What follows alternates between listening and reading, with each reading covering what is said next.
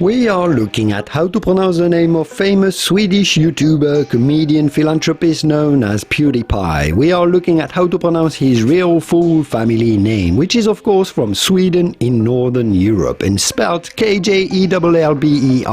So how do you go about pronouncing his name? Of course, PewDiePie's first name is Felix, but how do you say his last name? It's not Kjellberg, as many too often say, but rather Kjellberg. The letters K and J together in Swedish forming the sound of SH, a little like SH. It's a specific sound in Swedish that's a little hard to perfectly reproduce for a non-native Scandinavian language speaker, but the closest you can say it in English would be Kjellberg.